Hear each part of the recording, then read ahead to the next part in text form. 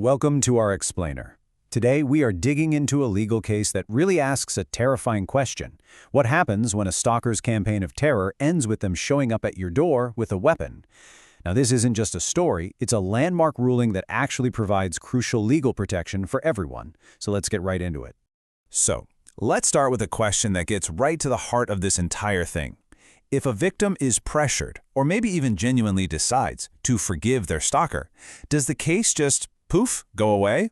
Well, the answer is a lot more complex and, frankly, a lot more protective of the victim than you might think. To really understand why, we need to look at the harrowing, real-world case of a woman we're going to call Minji and see what happened after she ended her relationship with her boyfriend, Sang-hun. So it started as, some pleading texts. It quickly spiraled into a full-blown campaign of terror. In just a few weeks, it went from that digital harassment to dozens of missed calls every single day, and then to something way more sinister. Sang-hun was caught on CCTV, just physically lingering outside her home.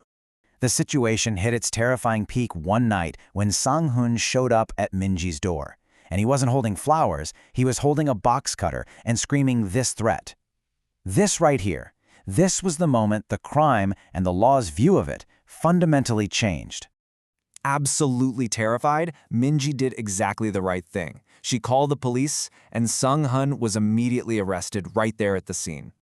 But, the arrest, that wasn't the end of the story. Not by a long shot.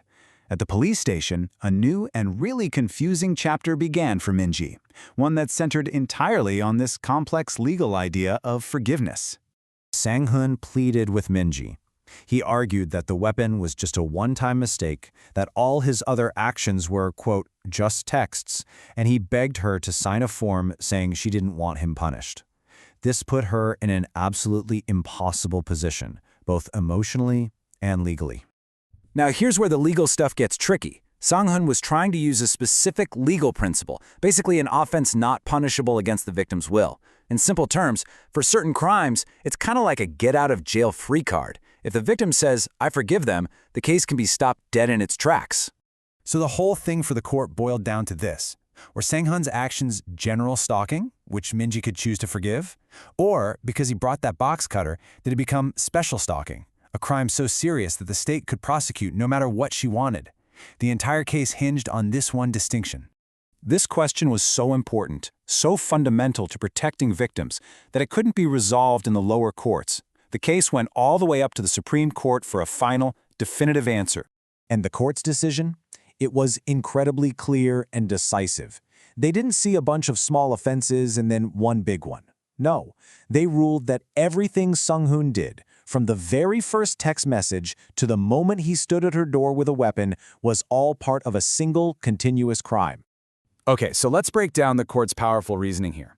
This is where the law provides a clear, common-sense framework for protection. The court's logic wasn't about looking at isolated incidents, but about seeing the whole terrifying picture. The court's ruling was a real game changer. It basically said that if a weapon is used at any point during a pattern of stalking, the entire series of acts transforms into a single crime of special stalking. So in the eyes of the law, it wasn't 99 minor acts and one major one. It was one continuous, aggravated crime right from the very beginning. So why did they rule this way? Well, their reasoning was based on three principles, all designed to put the victim's safety first.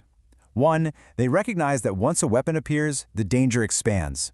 A text is no longer just a word, it's a threat. 2, they understood victims can be coerced or scared into forgiveness. And 3, they wanted to prevent that secondary harm of a stalker harassing their victim for a settlement. So the takeaway is this. The moment Sang-hun picked up that box cutter, he retroactively poisoned every text, every phone call, and every unwanted visit. That single act elevated the entire sequence into a major offense that the state was obligated to prosecute, whether Minji forgave him or not. Okay, so what does this landmark case mean for you in a practical sense? How can this legal common sense become part of your own self-protection toolkit? Well, if you or someone you know ever faces a similar situation, this case provides a pretty clear guide. First, document everything. but don't engage. Second, when you report the crime, specifically ask for provisional measures for your protection, like a restraining order.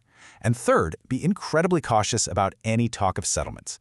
Because as this case proves, when the situation escalates to special stalking, a settlement isn't going to stop the legal process.